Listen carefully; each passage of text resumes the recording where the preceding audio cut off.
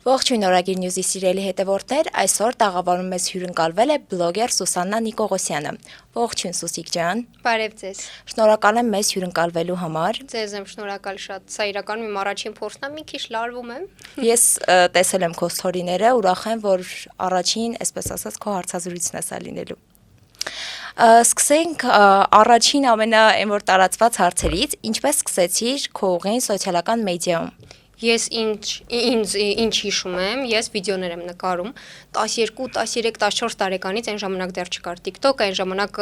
Musical.ly էր, այն ժամանակ Like էր, ես Like-ում եմ վիդեոներ նկարել, Musical.ly-ում եմ նկարել ու իրականում դեռ այն ժամանակվանից ինձ մարդիկ կան, ովքեր որ հիշում են, որովհետև դեռ 5000, 6000 հետևորդ ունենալը Հայաստանում դա շատ մեծ արդյունք էր ու ես ունեի մոտավոր 10000 հետևորդ, իրականում շատ ուրախանում եմ, որ այդ հին իմ հետևորդները ինձ հիշում են այն ժամանակվանից։ Բայց ո՞րն է եղել այն առաջին վիդեոդ, որ գցել ես ու դրանով կարելի ասել քո հայտնիության սկիզբը սկսվել է։ Եթե առաջվա Musical.ly վիդեոն դիտարկենք, վիտամինի տակ ուղակի ինչ որ մեմ էր, որտեղ վերանս բացում փակում էի, այդ վիդեոն լավ տարածում գտավ, այն ժամանակ 50000 դիտումը շատ լավ դիտում էր, էլի։ Իսկ եթե հիմա արդեն TikTok-յան հարթակում, մոտավորապես 2 տարի առաջ ես մաշկիս վերաբերյալ սկսեցի վիդեոներ նկարել, այն ժամանակ չկար ոչ մեկ հայկական բլոգինգի ասպարեզում չկար ոչ մեկ, ով որ իր դեմքը ցույց էր տալիս, վատ մաշկը, խնդրահարույց մաշկը ցույց էր տալիս ու ասում, որ տեսեք առանց ֆիլտր, առանց սկսվել, ես այս տեսքն ունեմ ու ես ուզում եմ պայքարեմ, ես չեմ ուզում, որ սենց մնա իմ մաշկը։ Միանշանակ շատ դժվար է եղել, պատկերացնում եմ քո համար, որ կիսվել ես այդ ամեն ինչով, որովհետև թվում է շատերիս շատ հեշտ գործընթաց է, բայց իրականում գիտենք, որ խորը դեպրեսիվ պրոցեսներով է։ Դժվար չէր քո համար, վաղ չկար, որ օրինակ արժանանաս քննադատության, մարդիկ քեզ սխալ կընդունեն։ Իրականում, որ ասում եմ, ես փոքրուց եղել եմ այս հարթակում, ճիշտ է, այն ժամանակ չկար այդ հեյթ ասվածը, մեկը մյուսին միշտ օգնում էր, միշտ լավ մեկնաբանություններ էր գրում։ Այս ընթացքում բնականաբար ինչքան հայտնիությունը բարձրանում, ինչքան ճանաչելիությունը, ավելի ճիշտ կլինի ասել, բարձրանում է, այդքան մարդկանց տեսակներն ավելանում են կամ մարդկանց ընկալումը ոնց են իրանք քեզ ընկալում, բնականաբար փոխվում է ու տարբերվում է։ 1000 մարդ, 1000 կարծիք, դրա համար ես մի քիչ շատ նորմալ եմ վերաբերվում, բայց բնականաբար կան հեյթ, հա, այսինքն առանց պատճառի ու կա առողջ քննադատություն, որը կարծում եմ ցանկացած գիտակից մարդ ընդունում է ու հասկանում է առողջ քննադատության ու հեյթի տարբերությունը։ Իսկ ընտանիքի անդամները ոնց ընդունեցին, որովհետև գիտենք, որ այսօր Հայաստանում մի փոքր դժվար է մանավանդ աղջիկների համար, երբ որ ցանկանում են իրենց առաջին քայլերը անել, այն էլ սոցիալական հարթակներում։ Բոլոր հարցից պատասխանը սկսում է, բայց քանի որ ես փոքրուց եմ այս ամեն ինչի մեջ, իմ ընտանիքի անդամների համար միշտ օքեյ ա եղել, նորմալ ա եղել։ Մի ընթացք կար, որ ախպերս ասում էր, հա, այդ Musical.ly գցում ես, գցի, Instagram ոչ մի բան չգցես, բայց դե հետո արդեն ժամանակի ընթացքում որ սկսեցի գումար աշխատել այս ամեն ինչով, բնականաբար իրանց վերաբերմունքն էլ փոխվեց ու տեսամ, որ իրականում ես ոչ մի վատ բան չեմ անում ու հիմա երբ մենեջերի հետ ինչ որ հարց եմ քննարկում, ինքը ինչ որ առաջարկություն անում, ասում մի րոպե մի հատ գլխավոր մենեջերից, պապայիս հետ քննարկեմ, մի հատ տեսնեմ ինչ պատասխան եմ տալիս, քեզ ասեմ դու փոխանցի։ Հիմա այս պայդրությամբ պապաս իմ գլխավոր մենեջերն է։ Ինչպես նշեցիր, դու սկսել ես նաև գումար աշխատել բլոգինգով, կհիշես, թե որն էր այն առաջին կամ համագործակցությունը ու ինչպես սկսվեց, ոնց որոշեցիր, որ պետք է արդեն այն կետին ես հասել, որ կարող ես նաև ինչ-ոչ գումար աշխատել։ Ես շատ երկար ժամանակ նայում էի բլոգերներին, ովքեր անընդհատ գովազդներ էին անում, ասում էի, «Ոյ, ինչի ինձ ոչ մեկ գովազդ չի տալիս»։ Ես անգամ բարտեր չէի ուզում, ես ուզում էի ուղղակի ընկերությունների հետ աշխատեի, որ կոպիտ ասած ինձ պորտֆոլիո լիներ, որ ուրիշ ընկերություններ տեսնեին, թեկուզ եւ բարտերով համաձայնվեին, իմ հետ աշխատեին, որ տեսնեին, օրինակ, այս աղջիկը կարողանում է ինչ որ մի էջի օգուտ տա, հետեւաբար հնարավոր է կարողանա նաեւ մեզ օգուտ տա։ Ու տենց ուղակի էջեր ընտրելով ես անգամ իմ կարիերայի սկզբում անընդհատ անում էի սենց մի վիդեո, որտեղ ընտրում էի մի քանի ընկերությունների ու ես ասում էի անվճար անում եմ ձեր գովազդը, բայց իրականում ինչև այդ ինձ ոչ մեկ չէր էլ վճարում, որ ես անվճարել մի հատ էլ լավություն եմ անում էլ։ Իրականում դա համ բրենդների համար էր շատ լավ փորձ, համ իմ համար էր շատ լավ փորձ։ Այսինքն այս բարակայում ես ավելի շատ ինքս ինձ էի օգուտ տալիս, քան այդ ընկերություններին, որոնց որ գովազդում էի։ Իսկ եղել են դեպքեր, երբ որ հրաժարվել ես համագործակցության առաջարկից, որովհետև կան չէ մարդիկ, ովքեր տարբեր տեսակի համագործակցություններ են ցանկանում ու չգիտեմ, քեզ օրինակ դա քո կոնտենտի եւ քեզ հարմար չի եղել։ Բնականաբար, այս պահի դրությամբ իմ լսարանի հիմնական մասը 18-ից 25 տարեկաններն են, բայց եղել է շրջան, որ եղել են անչափահասները, մինչև 18 տարեկանները, հիմա էլ կան, երկրորդ թիրախային լսարանը իմ, դա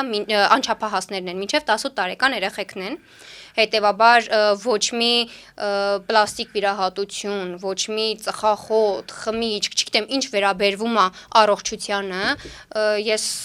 դեմ եմ, չեմ անգամ եթե ես ինքս անեմ, ես չեմ բարձրաձայնի դրա մասին, որովհետև դա կդիտվի որպես պրոպագանդա։ Այսօր նաև story էր տեղադրել, ես այդ համագործակցությունները հենց խոսեցի, դա հիշեցի, որ մարդիկ շատ հաճախ չեն ընդունում դիմացինի հաջողությունները, ինչ կարող ես ասել նաև սրա վերաբերյալ, ինչով է դա պայմանավորված։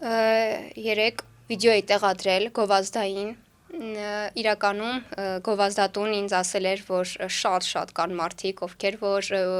ինչ-որ վատ մեկնաբանություններ են գրում անհիմն, որովհետև իրանք ունեն այդ նույն դասընթացը ու ուզում են իրանցը առաջ տանեն մյուսի դասընթացը գցելով։ Այսինքն ստաբիլ, այն ինչին, որ մենք ամբողջ կյանքի ընթացքում ականատես ենք եղել։ Ու մոտավորապես մի 10-15 հոգու ժալբայի պատճառով վիդեոն ջնջվել էր, բայց մեզանից պահանջվեց ընդամենը 30 րոպե ժամանակ վիդեոն հետ բերելու համար։ Այնպես որ դուք ոչ մի բան չեք կորցրել, իրենք են կորցրել։ Հակառակը, վիդեոն ավելի լայն տարածում գտավ։ Նաև ինչպես գիտենք, այսօր բլոգերության մարդիկ շատ լավ գումար են աշխատում, հիշում եմ մի հոլովակ ուներ, որտեղ նշել էր, որ դու ոչինչ, իհարկե քո ընտանիքը քեզ միշտ աջակցել է, բայց դու լիքը բաներ կարողացել ես ձեռք բերել քո սեփական աշխատանքի միջոցով, քանի որ մեզ նաև շատ երիտասարդներ են դիտում, կարող ես պատմել այդ գործընթացի մասին, ինչ երազանքներ ես ունեցել ու քո սեփական միջոցներով ինչպես ես կարողացել դրանք իրականացնել։ Իմ ամենամեծ երազանքը, նյութական երազանքի մասին է խոսքը, եղել է մեքենան, ես կարողացել եմ, ես անգամ վիդեո ունեմ 2023 թվականի օգոստոսի վիդեո էր կարծեմ դա, որտեղ որ ես սկսել եմ կոշիկի տուփի մեջ գումար հավաքել մեքենայիս համար ու ընդամենը 10 ամիս անց ես կարողացել եմ գնել մեքենան, ճիշտ է, թե հիմա երբ է հասել ինձ այդ մեքենան մի քիչ ուրիշ հարց է, որովհետև ես այս տարվա փետրվարից եմ սկսել մեքենաս վարել, որտեղ այս տարվա փետրվարից է հասել ինձ մեքենաս, բայց ամեն դեպքում ես եթե ունեմ նպատակ ու անկեղծ բոլորին եմ դա խորհուրդ տալիս, ինչ որ բանից ինձ կարամ զրկեմ 500 դրամանոց, չգիտեմ, ինչ որ հոտ-դոգ դրսում չուտեմ, օրինակի համար, հա, այդ 500 դրամը դնեմ ես մեքենայիս համար։ Այս պահին ինչ որ ուրիշ տես նյութական երազանք չունեմ, բայց ամեն դեպքում միշտ ձգտելու տեղ կա։ Իսկ հայտնի լինելը բացի իր դրական կողմերից, նաև ունի բացասական կողմերի, երբ որ քեզ շատ են ճանաչում, մի փոքր դժվար է լինում, օրինակ սոցիումում սոցիալիզացվել, որովհետև միշտ մտածում ես, որ քեզ գիտեն, մարդիկ ճանաչում են։ Դու դրան չես բախվել, քո համար դժվար չի եղել, որ օրինակ երբ որ քայլում ես, դու գիտես, որ մարդիկ քեզ ճանաչում են ու պետքա չէ լինի օրինակ ինչ որ չափանիշներ, որ դու դրան համապատասխանես, որովհետև քեզ գիտեն օրինակ։ Ես չեմ համարում, որ ես հայտնի եմ անկեղծ ու դրսում քայլելուց էլ անգամ մարդկանց հայացքներից ես հասկանում, որ մեկն է ճանաչել, որ մեկը չի ճանաչել, դա միշտ նկատելի է, ինչքան էլ փորձում են այսպես նայեն, մեկը զգացում է դա, ես շատ նկատում եմ, բայց համալսարանի օրինակ բերեմ, բայց դա մենակ համալսարանին չի վերաբերվում, մոտավորապես 2 ամիս առաջ համալսարանում մենակով քայլում եմ իմ համար ու միջանցքում 5 աղջիկ էին կանգնած, եկա կողքներով անցա ու իմ գովազդային արտահայտություններից մեկը, սպասեցին ես եկա անցա թեքվեցի, որ այսինքն էլ իրանց տեսադաշտում չէի ու հավանականությունը շատ քիչ էր, որ ես կլսեի իրանց ասածը, իմ գովազդային տենց հայտնի արտահայտություններից մեկը արեցին իմ հետևից, ես միշտ այդ դեպքում փորձում եմ հասկանամ միգուցե ինչ-որ խնդիր կա իմ հետ կապված, մոտեցա ասեցի աղջիկներ ջան ինչ-որ խնդիր կա, չէ, ոչ մի խնդիր չկա ընդհանրապես, ասի դե ուրեմն նենց խոսացեք, որ կամ ինչ չհասնի, կամ եթե ինչ-որ խնդիր կա, լուծենք այդ խնդիրը։ Ու այդպես էլ անցանք, գնացինք, բայց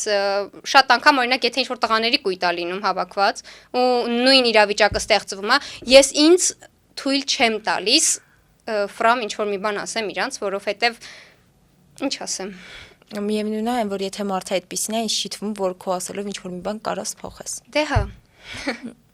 Նաև դու շատ հոլովակներ ես տեղադրում, բազմաբնույթ են հոլովակներդ, բայց ես օրինակ անձամբ շատ եմ սիրում քո հոլովակներից Get Ready With Me, որ նկարահանում ես դու, եւ նշեմ, որ յուրօրինակ է նրանով, որ դու հենց սկսեցիր հին հայկական երգերով այդ հոլովակները նկարահանել ու այդ երբ որ դու սկսեցիր դա անել, սկսվեց տեղատարապ նման հոլովակների կրկնօրինակում, եթե իհարկե դա կրկնօրինակում է, ինչպես ես դա ընդունել, երբ որ քեզանից հետո մարդիկ սկսեցին կարելի ասել վերակենդանացնել այդ երգերը եւ նման ձևով, նույն ձևով հիմնականում հոլովակներ նկարահանել։ Շատ լավ, շատ լավ անկեղծ, որովհետեւ ինձ դուր է գալիս։ Երբ որ ես ինչ որ մեկից վերցնում եմ ինչ որ միտք, ուրեմն ինձ դա դուր է գալիս, չէ՞, այդ միտքը։ Ես հաստատ չեմ կարա ինչ որ մի բան, որը вообще ընդհանրապես իմը չի, վերցնեմ ու նկարեմ, բնականաբար չէ։ Այսինքն ես դա ընդունում եմ, որ մարդկանց դուր է գալիս։ Իսկ եթե դուր է գալիս, ուրեմն ես էլ պետքա շարունակեմ ու ինչ որտեղ կարելի է համարել, որ դա ինչ որ ընթացք տրենդ դառավ։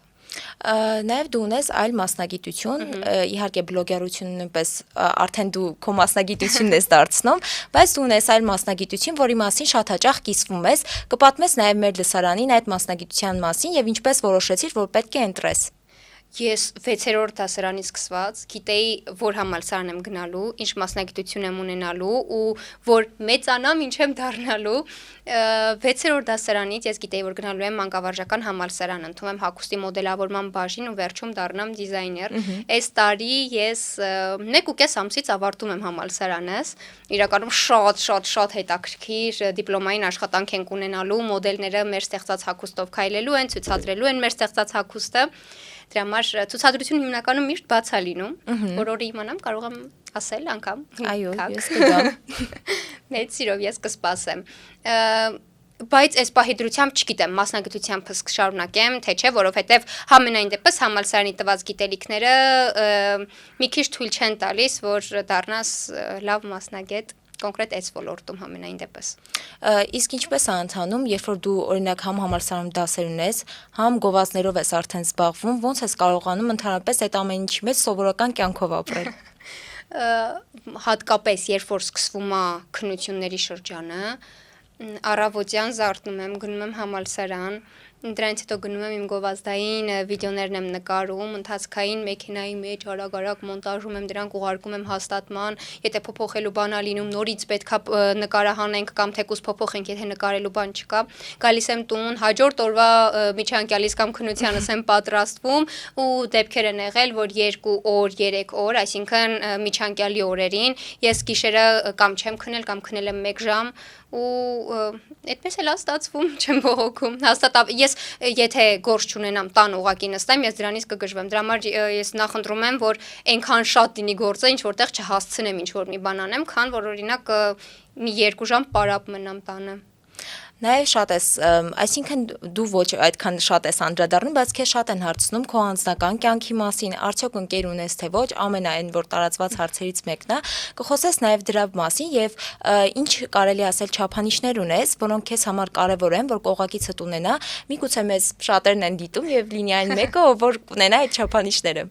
Իմ սիրտը ազատ է։ Իսում եմ કે ամբողջ կյանքի ընթացքում իմ սիրտը ազատ է եղել եւ այդպես էլ կլինի երևի, չգիտեմ։ Ինչ չափանիշներ, որ այդպես չգիտեմ։ Բնականաբար այն ամենակարևորը դա հավատարմությունն է, իմ համար շատ կարևոր է բարությունը ու չգիտեմ տեսել եք թե չէ, բայց story էի արել ու հակիրճ փորձել էի բնութագրեի 1 բառով այն մարդուն ում որ պատկերացնում եմ ես իմ կողքը դա եղել է խիղճ բառը։ Խիղճը իմ համար այն հատկանիշն է մարդու մեջ, որի արկայության դեպքում լինում է թե սեր մարդկանց հանդեպ, թե սեր կենդանիների հանդեպ, թե ամեն ինչ է լինում։ Խիղճ երբ թե լինում է, մարդուն պետք չի բացատրել ոնց մարդ լինել։ Նաև կա տարածված կարծիք, որ հիմնականում օրինակ ասում են, երբ որ սկսում ես հարաբերություններ, միշտ լինում են տարբեր կետեր, որոնք պետք է օրինակ կողակիցը դա չիրականացնի, նաև շատերը ասում են, որ բլոգինգով զբաղվելը շատ հաճախ նաև տեսնում ենք, որ ասում են սոցիալական հարթակներում նույնիսկ էջ ունենալը, այսօր շատերը չեն ընդունում։ Ինչ կանես դու, եթե օրինակ այն մարդը, ով քո կողքին է եւ դու տվյալ մարդուն շատ ես սիրում, բայց այդ անձը արգելում է, որ զբաղվես այն գործունեությամբ, որով դու զբաղվում ես եւ շատ ես սիրում։ Ես եթե սիրում եմ մարդուն, ես սիրում եմ իրան ամբողջությամբ, ոչ թե սիրում եմ իրան, որտեվ ինքը սիրուն աչքեր ունի, որտեվ ինքը բոյով է, որտեվ ինքը այսինչ տեղն է աշխատում, բայց չեմ սիրում, որովհետեւ, չգիտեմ, ինքը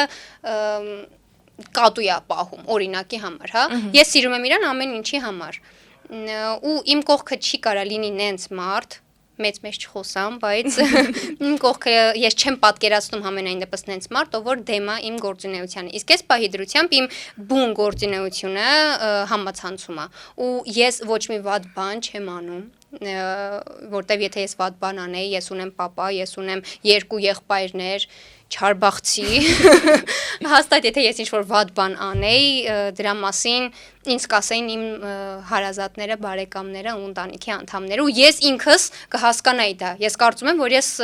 ունեմ այն գիտակից մակարդակը, որ հասկանամ որն է լավ, որն է վատ։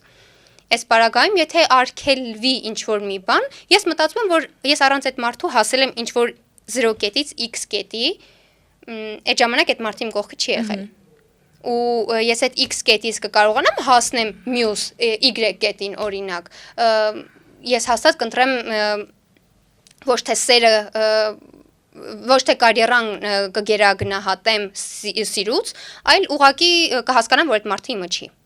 Հիշենք այս հատվածահաղորդման, որ եթե մի 5 տարի հետո Սուսիկի էջը հանկարծ փակվեց, պարզվեց, որ չեն թողել, որ ինքը զբաղվի, ինքը համաձայնել, ասա մենք կտարածենք։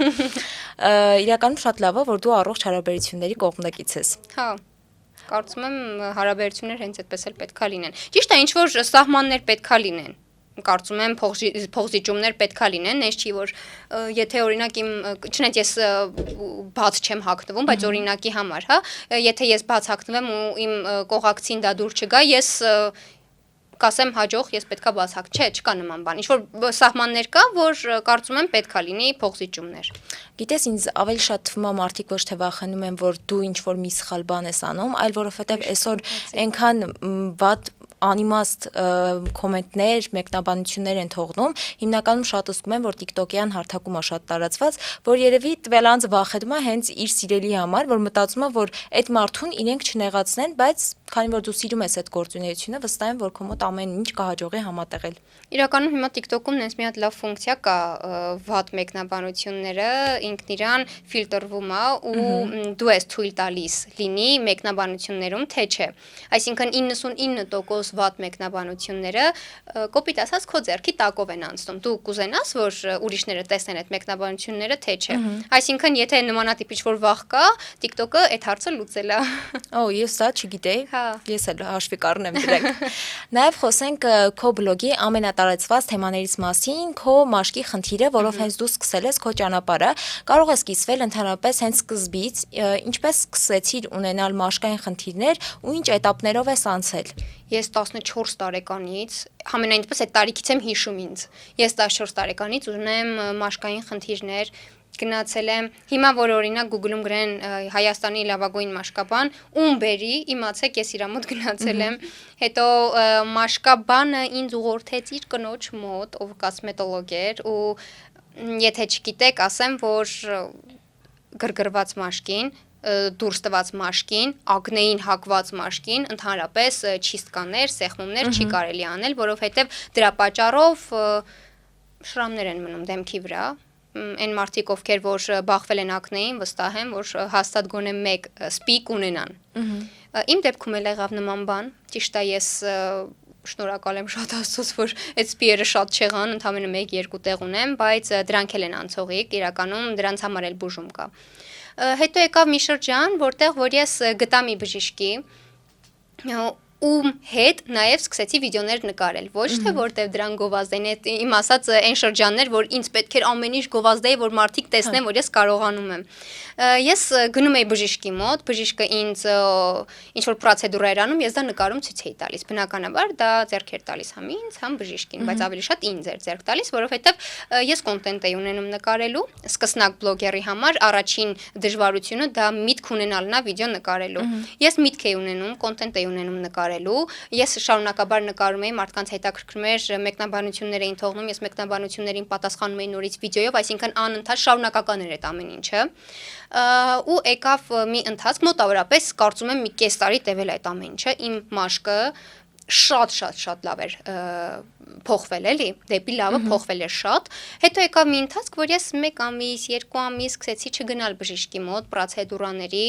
ու մաշկս վատացավ։ Մաշկս վատացավ, ես ցույց տվեցի բնականաբար, որովհետև ես բլոգեր եմ ու մարդկանց հետաքրքիր է դա։ Եթե ես ցույց եմ տվել արդյունքը, ու ոչ թե պատմել եմ, այլ ցույց եմ տվել արդյունքը։ Հետևաբար պետքա ցույց տամ նաև դրա հետևանքը։ Ու ես ցույց տվեցի, որ կրկնվել է։ Մարդիկ մտածեցին, որ ես դադարել եմ, որ այդ բժիշկը դադարել է ինձ գումար վճարել, ես դադարել եմ իրան գովազդանել, դրա համար հիմա հակագովազդ եմ անում։ Բայց իրականում ես ցույց եմ տվել այն ամեն ինչը, ինչը որ ի սկզբանե ես պլանավորել էի ցույց տալ իմ մաշկի լավացման ընթացքը։ Հետո եկավ ընթացք, որ հասկացա, որ չեմ կարողանում դա բուժեմ, սկսեցի ուրիշ բժիշկների մոտ գնալ, ման գալ, փնտրել, ինչքան ծանոթ բարեկամ կա, բոլորը ինձ բժիշկ են խորհուրդ տվել ու ես գնացել եմ այդ բժիշկների մոտ ու եկավ անցած տարվա ամառը, ես համացանցով գտա մի բժիշկի, ում աշխատանքները շատ էի հավանել, ինքը իրականում բավականին ոնց հասկացա հայտնի բժիշկ էր, մաշկաբան էր, գնացի ինքը նշանակեց ինձ խնամքի միջոցներ, փրփուրներ լվացվելու, այսինքն այն ամեն ինչ, որ ես մինչև այդ 14 տարեկանից արել եմ, ինձ չի օգնել, այդ իմ համար շատ մեծ հարված էր իսկականից, որովհետև որ հույսս ինքն էր, ես նայում էի վիդեոներով, նկարներով, ինչ լավ արդյունք ունի, գնում եմ, ինձ ասում է, այս փրփուրով եկա լվացվի կանցնի, բայց չկա նման բան։ Ակնեն, ես հասկացել եմ, ինձ շատ շուտ բանից էին ասում մեկնաբանություններում, որ ակնեն արտաքին խնդրի պատճառ չի։ Եթե շարունակական ակնեմ, ոչ թե օրինակ, չգիտեմ, մանդարին ես ուտում դուրս է տալիս, ուրեմն դա ակնե է, դա ինչ որ ալերգիա չի։ Գնացի բժիշկի մոտ ու ինքը ինձ տվեց փրփուր, ասեց այս փրփուրով լվացվի կանցնի, ես այդ օրը եկա հուսահատված վիդեո նկարեցի, անգամ այդ վիդեոն հիմա կարծեմ մոտ 1 միլիոն դիտում ունի, ու ես դա նկարել եմ անցած տարի ամառը, այս վերջերս նորից ինքը ռեկ ընկավ ու մարդիկ նայում են, հիմա ախր իմ դեմքը լավ է, հիմա խեմ լացում, խեմ բողոքում, բայց իրականում TikTok-ը սկսել է 2 տարվա առաջվա վիդեոներս անընդհատ նորից ռեկ գցել, որ ինչ որ խնդիր չլինի էլի։ Հա, ինչ էի ասում, ու հուսահատված եկա վիդեո նկարեցի, վիդեոից հետո իմ թարտիշների ունքերի լամինացիայի մասնագետը ինձ ուղիղ 1 ամիս համոզել է, որ իր հաճախորդի մոտ գնամ, ես չի հավատում էլ ոչ մեկին ընդհանրապես, որտեվ իմ ամբողջ գիտակից կյանքի ընթացքում ես բժիշկ եմ անեկել ու ոչ մեկ ինձ չի օգնել։ Գնացի բժիշկի մոտ, իր ասած, ուղիղ 1 ամիս համոզելուց հետո, գնացի բժիշկի մոտ, բժիշկը առաջինն էր, այս մոտավոր 7 տարվա ընթացքում առաջին բժիշկն էր, ով ինձ ամենաառաջին ուղղորդեց անալիզներ հանձնելու։ Ոչ թե նայեց դեմքից, ասեց այս փրփուրը վերցրա ու գնա լվացվի կանցնի։ Այսինքն մինչև այդ ոչ ոք անալիզ չէր ուղարկել։ Ոչ մեկ ինձ անալիզի չէր ուղարկել։ Ես գնացի անալիզներս հանձնեցի, պարզվեց օրգանիզմում ամեն ինչ լավ է, ուղղակի իմ օրգանիզմի յուղ արտադրությունը բարձր է, այսինքն մաշկս չի հասցնում այդ յուղը դուրս հանի, դրա պատճառով խցանում է լինում մաշկի մեջ ու դուրս է տալիս։ Դրա համար ես սկսեցի դեղորայքի անուն չեմ տա ընդհանրապես, սկսեցի դեղորայք օգտագործել, բժիշկի ցուցմամբ միայն որովհետև դա շատ անհատական է, դրան կախված է տարիքից, քաշից, անալիզների պատասխանից, ամեն ինչից, էլի, ակնեի ստադիայից, ամեն ինչից կախված է։ Դրա համար հստակ դոզայով ես սկսեցի օգտագործել դեղորայքը ու անցել է կարծեմ կես տարի, 6 ամիս։ Իմ մաշկը այս պահին ես համարում եմ, որ ինքը իդեալական է, հետքեր կան բնականաբար, որովհետև այդ դեղը չի օգնում հետքերին։ Հետքերն էլ առաջանում են դուրս տվածներից հետո, այսինքն ինչ որ եթե չեմ սխալվում արյան շրջանառությունն է այդ հատվածում, ինչ որ վատանում թե ինչ, դրա պատճառով հետքեր են մնում։ Այդ հետքերի դեմ ուրիշ բուժում կա, որը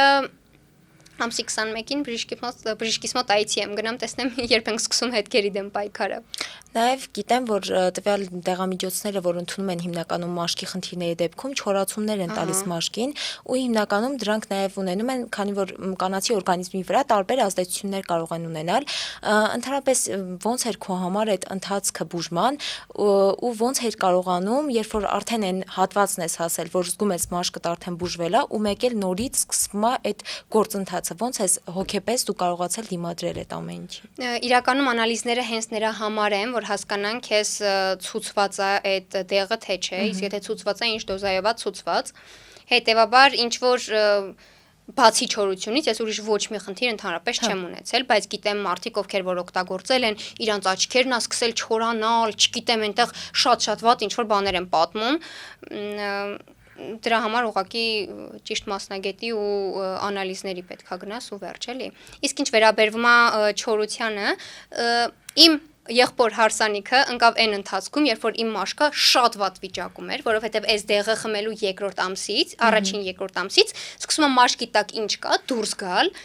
այսինքն ավելի է վատանում վիճակը, քան մինչև դեղը սկսելը։ Ու հենց այդ ընթացքին ընկավ, ես եթե ծանր պետքա տանեի, պետքա այդ օրը ծանր տանեի։ Իսկ ես այդ օրը ծանր տանելու ժամանակ չունեի, ուղղակի շպարվել եմ, գնացել եմ ու դրանից հետո, այդ օրվանից հետո էլ չեմ էլ նկատել ոնց է ինքը կամաց ոչ թե ամեն ամիս, այլ ամեն շաբաթ էր լավանում դեմքս։ Ես ամեն շաբաթ տեսնում էի տարբերություն։ Ու քանի որ իմ մաշկն է, ես եմ ամեն օր նայում, ես գիտեմ, որ այստեղ դուրս տված կա, այստեղ դուրս տված կա, եկավ մի ընթացք, որ ոչ թե ես, այլ նաև դիմացի, հարազատներս էին նկատում, որ վայ, գիտես, դեմքդ շատ-շատ է լավացել։ Երբ որ դիմացի մարդը սկսում է զգալ, որ քո մաշկը փոխվել է, այդ նշանակում է, որ իսկապես փոխվել է։ Քանի որ երկար ճանապարհ ես անցել ու վստահ եմ լիքը մարդիկ են դիտում, ովքեր ունեն նույն խնդիրը, ինչ խորհուրդ կտաս, որ ինչ սխալներ դու կրկնել ես, բացի իհարկե այդ անալիզներից, մարդիկ չկրկնեն եւ որն է ամենաճիշտ ուղին, ինչից կարող են սկսել հենց իրենց բուժումը։ Ինձ գրում են, հարցնում են, Սուսի ջան, կասեց, որտեղ չիստկայի գնամ։ Չիստկա չի կարելի, այդ շատ-շատ վատ է, որտեղ մի բշտիկը սեղմում ես 3 հատը դուրս է գալիս, այսինքն ավելի վատ ձևով անդրադառնալու հերիք չի, մի հատ էլ սպի է մնալու։ Պետք չի գնալ կոսմետոլոգի մոտ, կոսմետոլոգի աշխատանքը այլ է, մաշկաբանի աշխատանքը այլ է։ Եթե ունեք մաշկային խնդիր, պետք է դիմեք մաշկաբանին պարտադիր։ Կարող եք դիմել նենց մաշկաբանի, ում մոտ գնացել է ձեր ծանոթը կամ նենց ինչ որ մեկը, ում փորձը դուք տեսել եք, հասկացել եք, որ իսկապես լավ մասնագետ է, գնաք այդտեղ։ Անալիզներ շատ ինձ ես անընդհատ ասել եմ բժիշկներին, բա անալիզ չհանձնենք, բա անալիզ, որտեվ ինձ անընդհատ ասում էին, բա անալիզ չես հանձնում։ Ես էլ ասում եմ, չէ, բժիշկս ասում է, պետք չի անալիզ, որտեվ պարզերում է, որ քո խնդիրը արտաքին է, բայց իմ խնդիրը փաստացի արտաքին չէր։ Արտաքին խնդիր էլ եմ ասում կլիներ, եթե ինչ որ ուտելիքից ալերգիա լիներ, դա օրինակ կամ կոսմետիկայից ալերգիա լիներ։ Ինձ թվում է Սրանք են ամենակարևորը, որ անալիզ, ճիշտ բժիշկ, մեկ էլ որ բժիշկ լինի, ոչ թե կոսմետոլոգ։ Նաև երբ որ դու օրինակ խոսում ես, որ այս բժիշկը ինձ շատ օգուտ ա տվել, մարդիկ միշտ մտածում են քո նշած ձևով, որ դու ընդամենը գովազդ ես անում, ու հիմնականում նաև եթե վատ մեկնաբանություն ա լինում, մարդիկ միշտ ասում են, որ տարբեր բժիշկների եք փոխում ու գովազդ եք անում ու մարդկանց դրանով վնասում եք։ Նաև սրա վերաբերյալ ինչ կասես, որ դա ինչով է պայմանավորված, ընդամենը կիսվում ես։ Ես միշտ ասել եմ, որ ես գովազդ չեմ անում, ես ցույց եմ տալիս արդյունք։ Արդյունքն եղել է, ես ցույց եմ տվել, ես չեմ պատմել ուղակի։ Ես ցույց եմ տվել իմ մաշկը մինչև այն բժիշկի մոտ գնալը ու ցույց եմ տվել իմ մաշկը հիմա ոնց է։ Եթե դուք տարբերություն զգում եք ու հասկանում եք, որ արժի ես բժիշկի մոտ գնալ, խնդրեմ գնացեք։ Երբ որ ես դադարում եմ բժիշկի մոտ գնալ ու իմ մաշկը լավից միանգամից սկսում է վատանալ, ես դա էլ եմ ցույց տալիս, որ մարդիկ նորից տեսնեն դա։ Այսինքն, ելի եմ նշում, իդեպ ոչ այս բժիշկի տարբերակով, ոչ նախորդ բժիշկի տարբերակով չի եղել ոչ մի գովազդ ընդհանրապես։ Սկզբի բժիշկի համար իմ ամբողջ այդ ընթացքը ուղղակի կոնտենտ էր, որ ես ցույց էի տալիս մարդկանց ու մարդիկ ընկալում էին դա որպես գովազդ, այսինքն ինչ որ մի հատ աղջիկ հայտնվել է ու միանգամից իրան գովազդ են տվել, բժիշկը գովազդ ա տվել, անում է, չկա նման բան։ Եթե ես գովազդ անեի, այդ ես как минимум պետքա հիմիկվա աուդիտորիան ունենայի, որ ինձ նմանատիպ բժիշկները գովազդ տային։ Սկսենք այդտեղից, հա։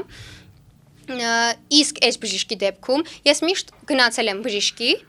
միշտ հետո վիդեո եմ արել։ Ինչ փոփոխություն կա, որտեղ մարդկանց դա հետաքրքիր է, մարդիկ դա շատ են հարցնում։ Այս տարբերակով ես գնացի բժշկի մոտ, ես ուղղակի story արեցի, ասացի ինչ որ բժիշկ եմ գտել, չգիտեմ էլ, լավն է, լավը չի, առաջին անգամ եմ գնում։ Գնացի, անցավ 2-3 ամիս,